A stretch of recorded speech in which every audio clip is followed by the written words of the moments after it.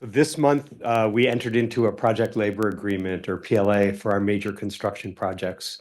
So for those not familiar, PLA, these are agreements in the construction industry, and the U.S. Department of Labor notes that they're often used to ensure timely completion of projects at or under budget, provide employers with a source of highly skilled workers, increase diversity, and support equitable workforce development, as well as improve worker health and safety on the job.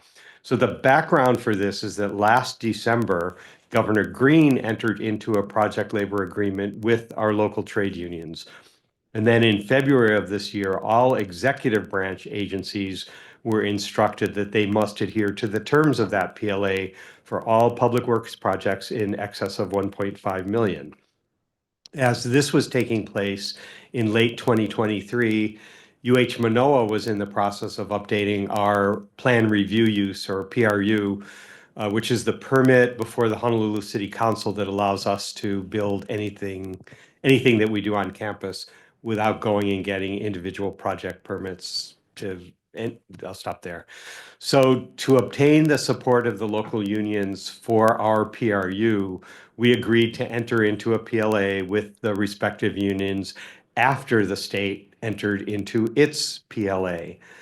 It was determined that the state PLA did not apply to UH, so we have now joined the rest of the state in this relationship. And I am letting you know of it this way because in discussions with BOR leadership, it was determined that this did not require action on an agenda. There's no cost, little expected impact, but we did want to make sure that it was reported publicly to the full Board of Regents. Secondly, and I think more excitingly, I'm really just delighted to report we've entered into a use and occupancy agreement with the Polynesian Voyaging Society regarding the property we lease from DLNR for the Marine Education and Training Center, also known as METC, as well as some land in use by SOEST here at UH Mānoa. So Honolulu Community College has occupied this property since the mid-1990s, and in 2003, so over 20 years ago, HCC and PVS entered into an MOU to create an alliance to broaden the educational curriculum and facilities of both parties to pursue development of new curricula. And this was founded, obviously, on the legacy of Pacific Ocean exploration.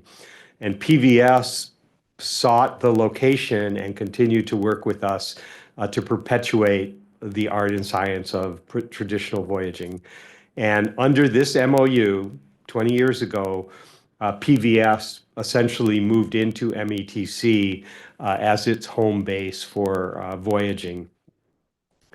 UH subsequently entered into our current lease with DLNR for what is an unsubdivided parcel consisting of the roughly 3 acres that house METC, where we've been since the 1990s, and an adjacent 4.6 acres that is now used by SOEST. The history of that parcel is that SOEST was at Snug Harbor with its marine research program. It was forced to relocate for the state's commercial harbor modernization, particularly the new container facility. And the new location we were given at Pier 35 for that program is much smaller. So they gave us an additional 4.6 acres, essentially for storage, adjacent to METC. So that lease was approved by both BLNR and the Board of Regents in April 2019. So in the 2019 lease, recognizing that PVS was our partner at METC, BLNR acknowledged and approved PVS use of the premises to manage, oversee, and administer PVS operations. And METC has been the home port for Hokulea in all these times and is now formally recognized in the BLNR lease as part of what we do with that land. And it was the home base for the Malamaho circumnavigation of the globe. So now, why are we here? HCC has phased out its major credential program at METC, and PVS uses have increased. So the new use and occupancy agreement that we have entered into recognizes that PVS is the major user of the facility and is better equipped to maintain and manage the facility, which HCC has had to take care of over these past years, even though it was no longer really running its credentialed educational programs there. So moving forward, we will work together on joint educational programming, formal and informal. We will expand that collaboration relating to their voyages and other activities, but particularly the forthcoming Moana Nui Akea circumnavigation of the Pacific.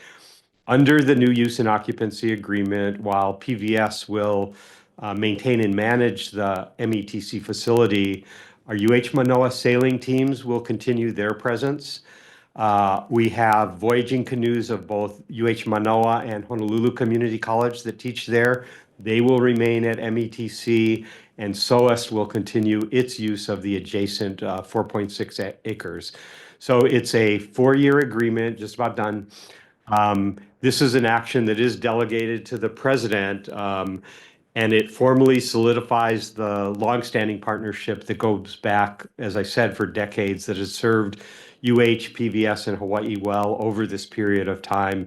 We are looking toward a more formal long-term sublease agreement, and that would be brought to the Board of Regents for approval. So it's really a monumental next step in UH's relationship with the Polynesian Voyaging Society and our work together in education and research around voyaging, navigation, ocean health, and sustainability. Okay. Regent Wilson. Oh, did you? Yeah. Please.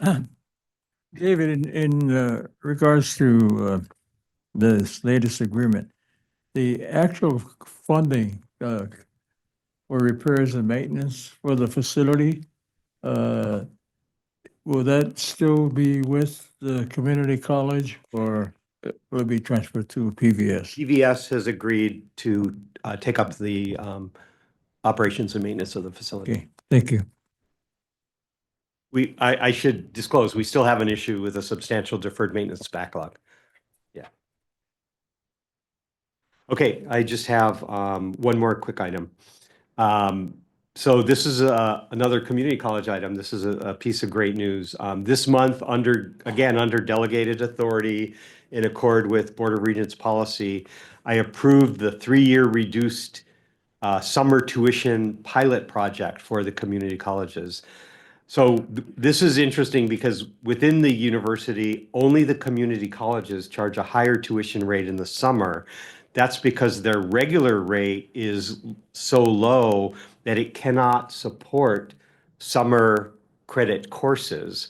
So during this pilot project, we will use the regular semester tuition rates during the summer, recognizing that those rates don't at present fully support the cost of summer overload for faculty or lecturers.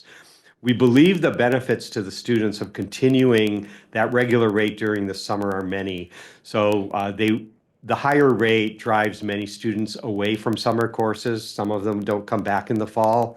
We think this lower rate will increase student momentum toward completion and keep them with us. It will also help part-time students complete their degrees faster.